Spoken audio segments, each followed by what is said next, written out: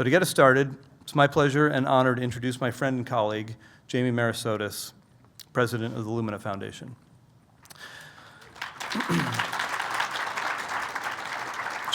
Jamie is an internationally recognized leader in higher education, workforce development, philanthropy, and public policy, and has been Lumina Foundation's president and CEO since 2008. He has previously co-founded the Institute for Higher Education Policy and is the author of America Needs Talent and Human Work in an Age of Smart Machines. Following Jamie's remarks, he'll be joined on stage for a panel discussion moderated by Byron White, whom you heard from earlier, as well as two of Campus Compact's incredible Newman Civic Fellows, Kaylei Voorhies from IU Bloomington and Morgan Bennett from Tulane University. Please join me in welcoming Jamie to the stage.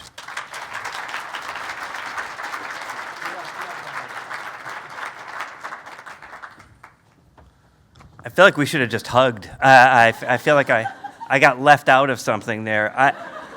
I am just delighted to be here, and I cannot tell you how pleased I am to have this opportunity. And this is not a throwaway line. I want to tell you a quick story about myself before I start, which is I am an enthusiastic person, and I am voraciously interested in everything. And my colleagues in the room from Lumina can tell you this is true because it wears them out. But I'm voraciously interested in everything. I'm a first-generation college graduate. I feel like I'm the luckiest person in the world. And I have been voraciously interested in Campus Compact literally since it was founded. Now, I know you're thinking, gosh, Jamie, it was founded in the mid-1980s. You can't possibly be that young. Thank you for noticing. I literally began my career as a policy researcher in the Washington, D.C. office of the College Board. And I knew Frank Newman early in my career, one of the founders, and he told me about it, and I have been voraciously interested in Campus Compact literally since its beginnings. In fact, in the early 1990s, I was part of the design team, the founding group of people that created AmeriCorps, the Corporation for National Service. And we were deeply interested in Campus Compact and the work that it was doing.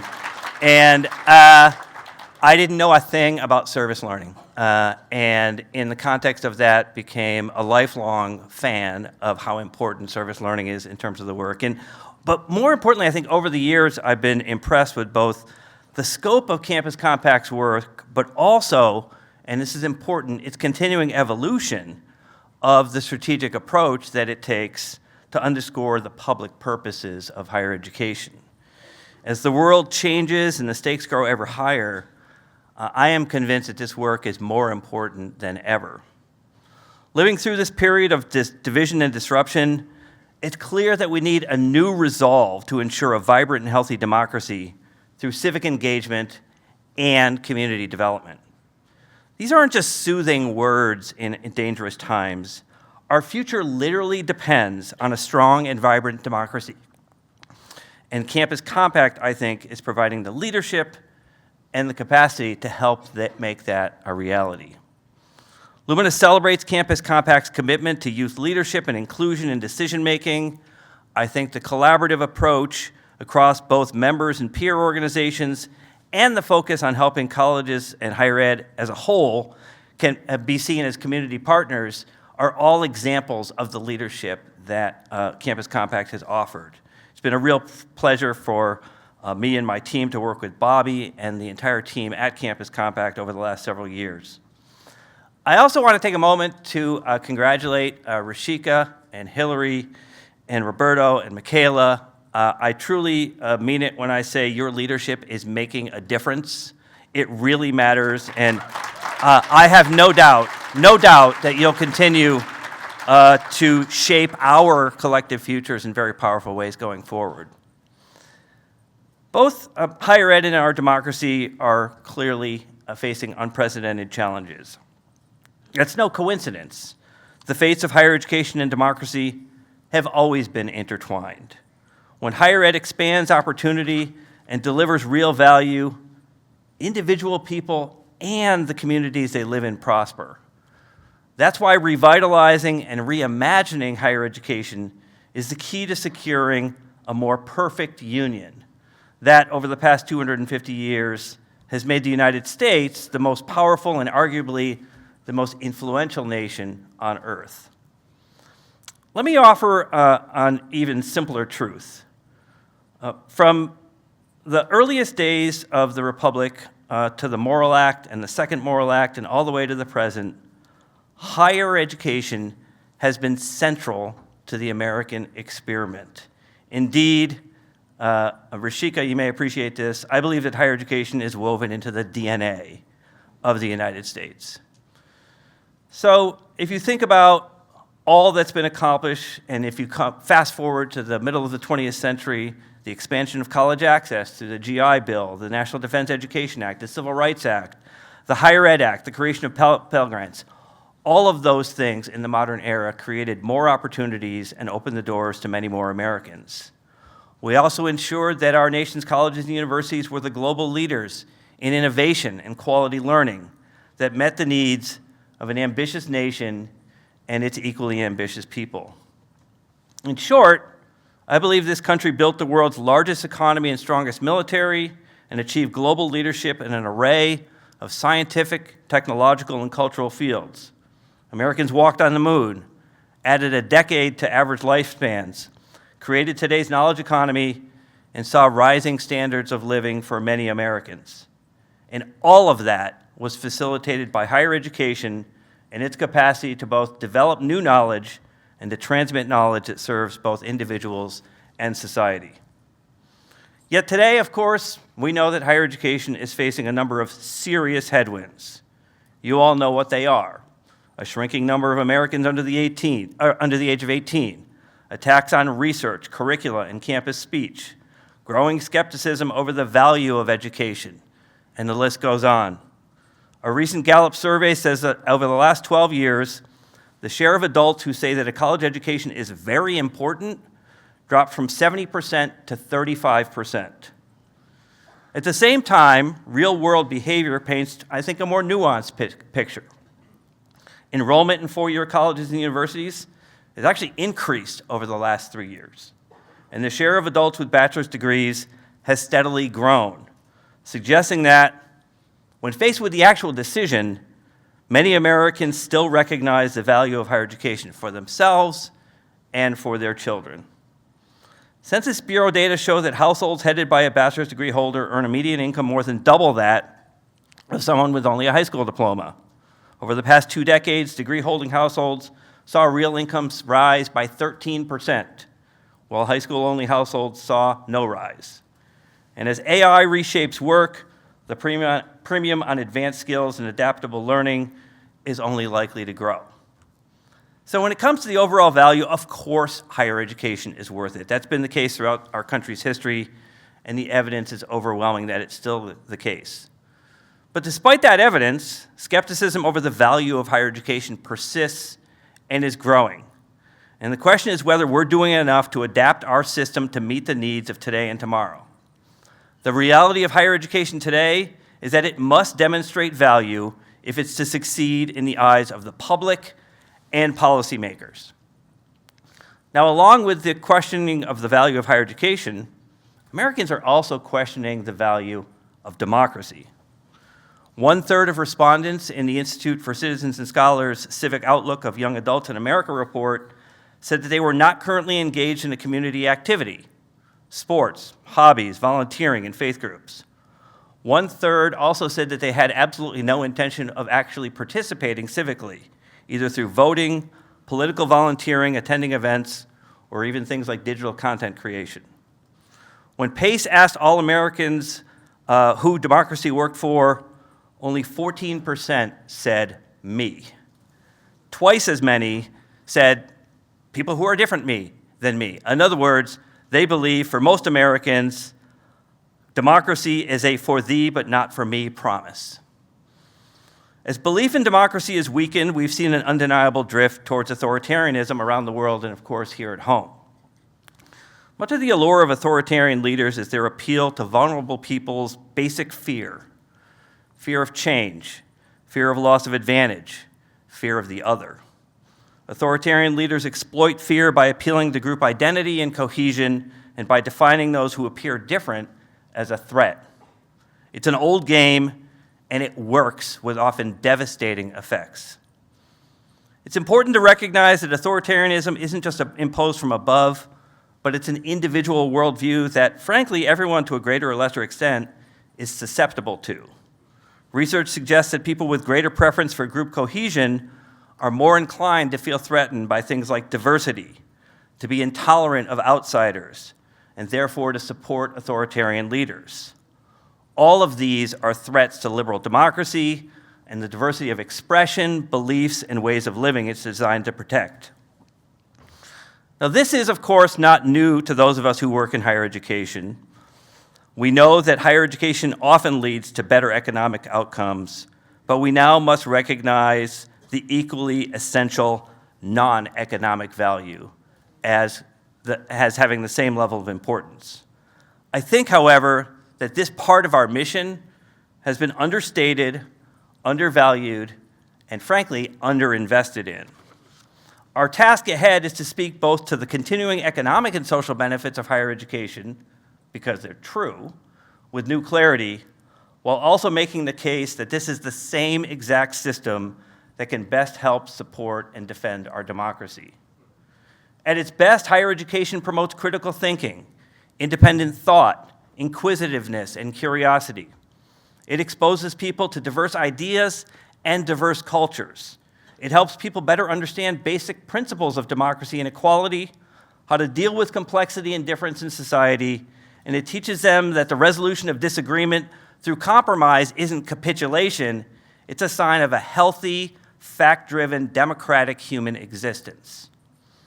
A better educated population, then, is not just a key to individual prosperity, what I think we've long called in higher ed the good jobs and good life dividends of education, but also of shared prosperity, the strongest bulwark against threats to our democratic way of life.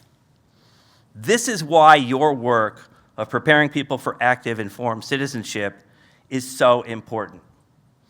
Now, here I mean something specific in my definition. When I say active, informed citizenship, I don't mean simply that we need to do a better job of instilling sort of classic civic knowledge and reminding people of their civic obligations. It's obviously very important, of course, but it's not enough. Increasingly, it's about understanding how to work in teams on a common goal, or how to build consensus and learn to compromise, or how to trace our roots in original historical materials and make connections to our public problems today. And active citizenship is also about preparing people to be much more engaged in dealing with existential threats. Threats posed by authoritarianism, by climate change, and by inequity and injustice. Preparing active citizens means better connecting learning with the real issues and problems confronting individuals and their communities. We need to do a better job of articulating why these things are just as important as gaining concrete, content-focused job skills. There's a lot of ways to do this. I, for one, continue to believe that some of the work that can be done is simply through much larger service learning efforts. Not maybe in the way that people thought of them a couple decades ago, these sort of, nice noblesse oblige approaches to learning, but in deeply meaningful engagement in communities and in connecting people in new and better ways through their academic programs. I know that literally hundreds of you here today are leading the way on these efforts.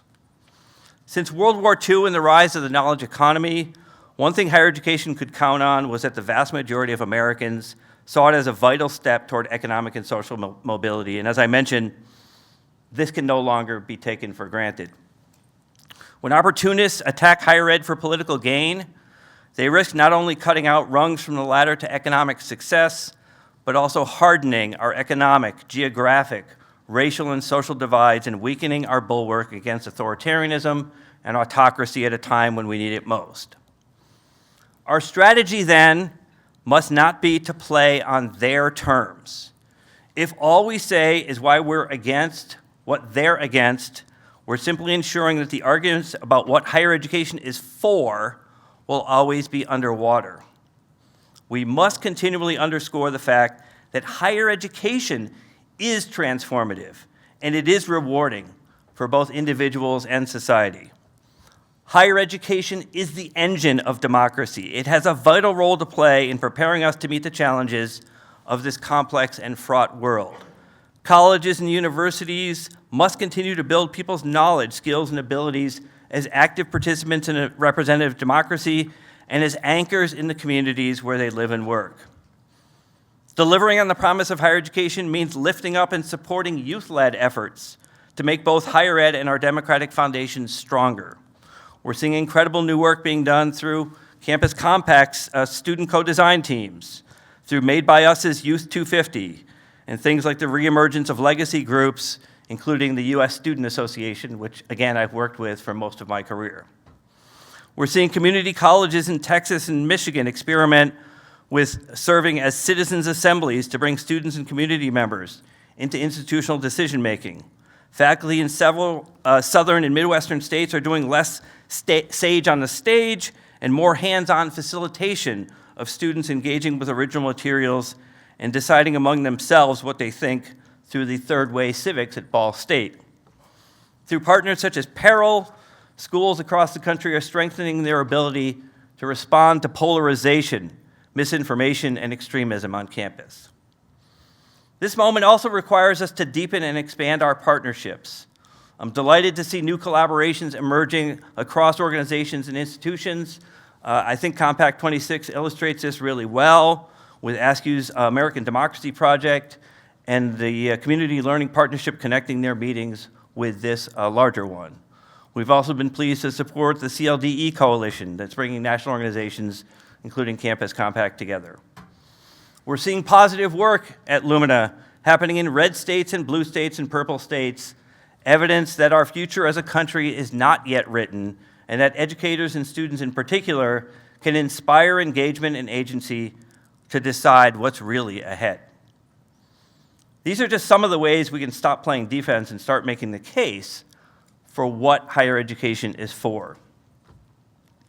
Higher education must change. It must transform itself to meet the moment that we're in. Revitalizing higher education to directly address these existential threats to our security and prosperity and to our cherished freedom of expression and action will be the most powerful way to renew American democracy and our communities. In the end, our work must be driven by the idea that higher education not only leads to better jobs, but also by the notion that a better educated population serves our shared interests and ideals. We must protect and uplift these qualities that have defined our nation for 250 years, and we need to make certain that they endure and grow in the next 250. Thank you all very much.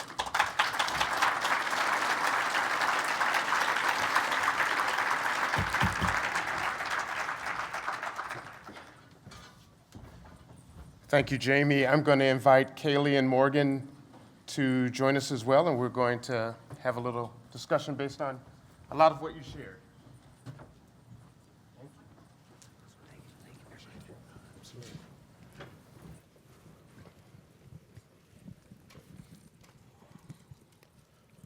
All right, well, thank you, Jamie, for the comments. I really appreciate this imperative to think about both the economic values and the equally important essential non-economic values and how those things are blended and the challenge around that. So thanks for inspiring us to remember that. And thank you both for joining us. We're going to jump right in, but let me just introduce Kaylei Voorhies is at Indiana University Bloomington. She is a double major in political science and English, engaged in a number of leadership efforts on campus, including a democracy fellow of political and civic engagement, and is a tremendous leader there. So thank you, Kaylei, for joining us. Happy to be here. And Morgan Bennett is a junior at Tulane. She too is involved in a number of campus and off-campus leadership efforts, including being a representative on the Tulane Undergraduate Assembly, and the founder of a nonprofit organization called Morgan's Community Blankets, which maybe you'll get to share a little bit about. So let's give it up for Morgan. So we're going to jump right in. Jamie, a big part of your talk was really thinking about this intersection between learning and work and citizenship, and the complexity of that and the challenges of it. Is there one place right now where you think that connection is most fragile as we figure out how to address that intersection? It's a really hard question. You know that old internet meme, this one trick will solve whatever, your hair loss problem or whatever. So I don't believe in the one thing strategy of virtually anything. So I've got lots of ideas. And let me just offer one perspective on that I didn't mention in my remarks that I think is really important. We need to figure out a different way to talk to the public about these issues. They do not seem to understand our language about education and work and citizenship. We need a new lexicon in order to be able to communicate with the public. I run into this all the time. I speak, several times a week around the country. I'm always out and speaking. And I'm a product of this system, right? I've been doing this for nearly 4 decades. And you will find that our language in higher ed, the brand problems when we talk about these things are really barriers to actually getting people to understand. One of my favorites, by the way, is lifelong learning, which in higher education we really believe is one of our great capacities. And for most consumers, it sounds like a sentence. They do not get it. They do not get why they should have to keep going and keep going. Like it's a brand problem, right? It's not that the concept is wrong. It is that the way we describe it is wrong. Another one, I was talking to Michael about this earlier. I'm a product of the liberal arts. I believe that liberal arts are more important than ever. It's a very damaged brand. It's an extremely damaged brand. The public does not get what we mean when we say liberal arts. So when we talk about, if there's one sort of idea that's beyond the kinds of things you would have talked about at this conference, it's that we need a different lexicon to talk about how education and work and citizenship actually come together, how we prepare people for work and living in communities and being active citizens is a language, all of the words I just used do not resonate with most people in the public. It is a real barrier. It's a barrier, and I want to hear from my colleagues here on the panel for young people, and it's a real barrier, I think, with policymakers who think that we are talking in circles. They're like, is it about jobs or is it about citizenship? And I'm like, it's both. That's the whole point. It is that the same skills that prepare you well for life prepare you well for a job and vice versa. And I think we need to figure out how to do that. So I wonder, Kaylei and Morgan, if you might have some insights on that, this idea of the language not matching, and what language do you use or what obstacles do you see in how we articulate this challenge? Go ahead, Morgan. Okay. First of all, thank you all so much for having me here. I'm super excited to be on this panel. And again, thank you to Tulane for pouring into me and the Newman Civic Fellowship for also pouring into me and supporting me in my civic engagement commitment on campus. I do really like what you said about the language not matching. I am a proud liberal arts student. I'm double majoring in political science and social policy, and I have a minor in education. And when I say the liberal arts education, I personally think about being able to think and problem solve creatively. I think that's one of the things that when we're talking to young people, especially with my peers on campus, one of the things is trying to find untraditional ways to solve problems that either the previous generations didn't solve initially, and making sure that the future generations can also see that creative side that problems can be solved. One of the things on campus that I am involved in, again, we've talked about my work in student government, which is TUA. So one of the things that we previously did in TUA and I was able to lead on campus was increasing the student activity fee, which is a sum of money that students pay every year that goes to our student organizations on campus. I love our student organizations on campus. We have over 350, and I just see that they're the reasons and the communities that students build to find their homes on campus. So being able to support them is really important. Our student activity fee at Tulane hadn't been increased since 2012. So working on this project last school year, being able to set a 5-year plan to increase our student activity fee, to sustain our student organizations throughout the next 5 years. And this is something that will live on beyond my time at Tulane, so I'm really excited about that.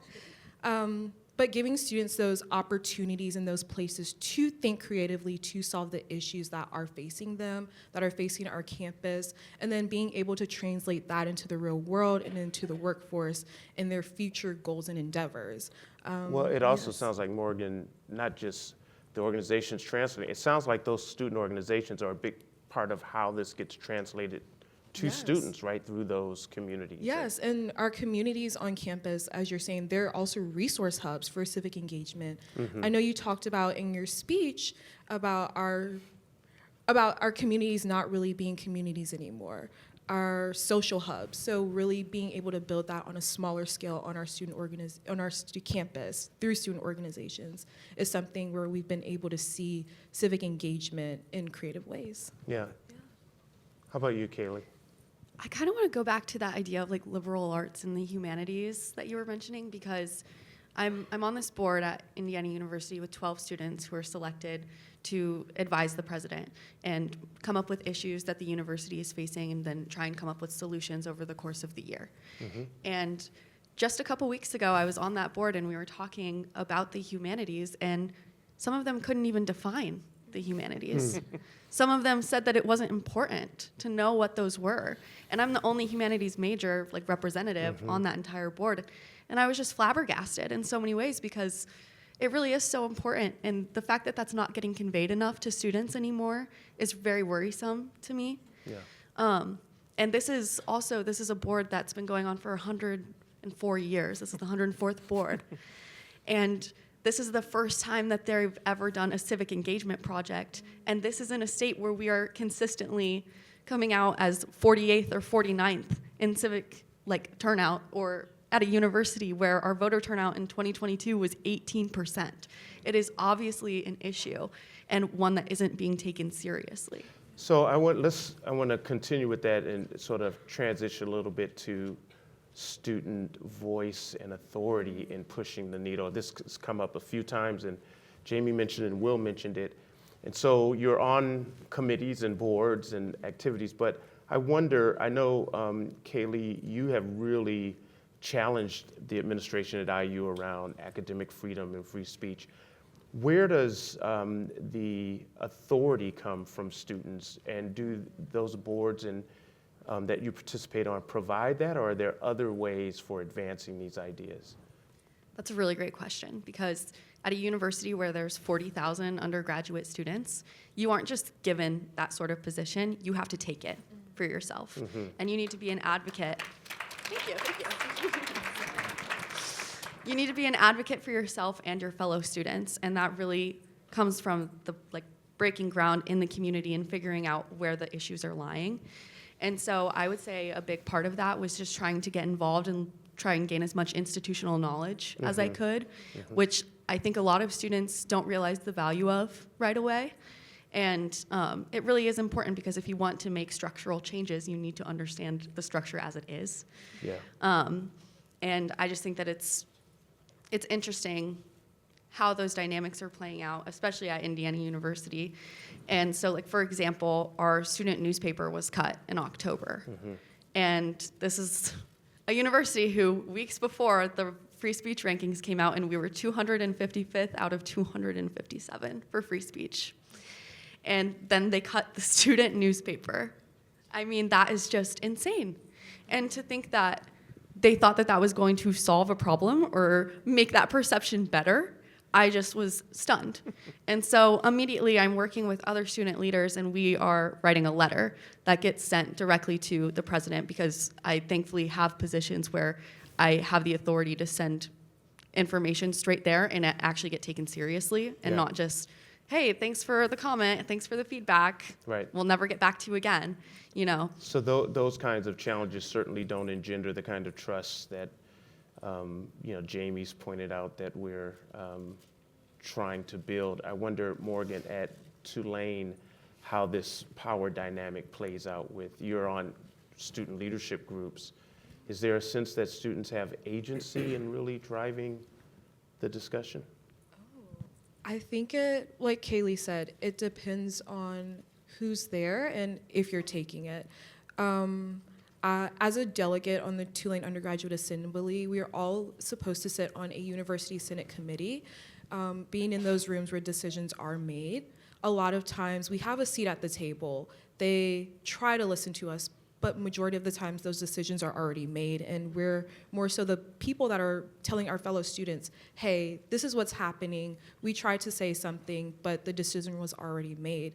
So really being able to, I think it depends. It depends on the space, and there are a lot of student spaces that do allow students to have that voice and do listen to us and really center our voices. But I think that's where that disconnect comes in with student speech between big administration and smaller, more localized places on campus and resources on campus. So. Jamie, where's student authority voice sit in your, in this dynamic around trust declining and yet, people still seeing the value in higher education? Where does the student participation fit in that? I think more important than ever, frankly, and I think, and I say this sincerely, though it sounds like I'm trying to be funny, we screwed this up. We need to count on them to figure out how to help contribute to solving it. And this is one of the things that I think I've learned in my work. So before Lumina, I started a think tank in DC called the Institute for Education Policy. We worked as policy advisors to states, federal government, but also I worked in a dozen different countries. And my work internationally was very, very instructive to me about the role of students in true shared governance, in true influence in the system. And I've never quite figured out why, at least since the 60s, we haven't had that kind of engagement in the US the way I think we should have, because I think that we would have had a stronger system if students were much more engaged. That's why Lumina's excited about things like the sort of reemergence of USSA and some of these other organizations. It's extremely important. And I think about the two of you and our awardees today as emblematic of why that is so important, because things that the two of you have already said on this panel are profoundly important for others to understand your perspective on this. Not because it's nice that you have a seat at the table, not because it's good for you to sort of develop your voice. It's because your voice is needed right now. It's needed urgently now, not in some prospective sense, and that's why I think it's so important. I want to come back a little bit to this this dynamic of economic mobility and democratic mission, and I'm really curious to hear your perspectives on this, the students. But Jamie, just as you were talking about the undervaluing of the civic side, if you will. Yeah.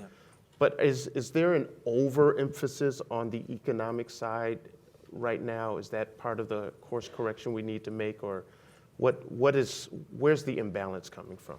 Yeah, again, over my career, it's a tricky balance in my opinion, and I do think it's probably a false dichotomy to say has one sort of overtaken the other and vice versa. I was thinking about these issues back in the 90s and was trying to wrote a lot of papers, still write a lot of papers, and I was writing a piece about the public and private benefits of higher education. And at that point, I was deeply concerned about the fact that the higher ed simply wasn't doing enough to sort of emphasize the private benefits of higher education. It really wasn't doing. So that pendulum swings back and forth, and I think the point is we have to constantly underscore the fact that both are equally important. They're both to the economic prosperity of the participants in our higher ed system, but they are equally important to the social, and as I said in my speech, the non-economic. So I do think that as Lumina, for example, just announced our new, we worked from 2008 to 2025 on an attainment goal, 60% of the American public having a degree or other credential by 2025. We went from 38% in 2008 to 55% as of 2024. Our new goal is 75% of the labor force having a degree or other credential of value. And the issue of value, of course, should include an economic factor like wages, but it's incomplete. That's sort of necessary but not sufficient element of the equation. And the problem is, and this is where a foundation like Lumina needs to come in, we don't have the right data systems, the right evidence to support the non-economic benefits. It's easier to measure things like wages and jobs, things like that. It's a lot harder to measure things like civic engagement and participation in communities and those kinds of things. So, but let's do that. Let's do that together to help make the case for why both of these things are really important. Yeah. Kaylei, are you feeling in your experience at IU that you're getting a blend of both? Does it feel like one or the other? Is that not even the way you're really thinking about your educational journey in terms of the democratic purpose and preparation for the workforce? I think I'm getting both because I'm actively seeking it. But if I wasn't, and I wasn't a student who is interested in this sort of thing and passionate about it, I wouldn't be getting the preparation I would need to be an active member in a democracy, unfortunately. So that's something you're gaining out of your own pursuit, really. It's not sort of, that's interesting. Exactly. And it's not even, I mean, it is very much like an economic proposition because even in Indiana, a bill just passed where if you are making less than $35,000 a year or less than what a high school graduate would make, they're going to try and cut your degree. They're going to try and we already had degree cuts last year. Like this is already an issue that we're facing. And it's just not something that's being pushed by the university for like democratic participation in so many ways. And like you can look up election.iu.edu right now and I promise your jaw will drop. This is $1 billion like institution with the largest living alumni network, and we can't even maintain a website for civic engagement opportunities and civil discourse opportunities.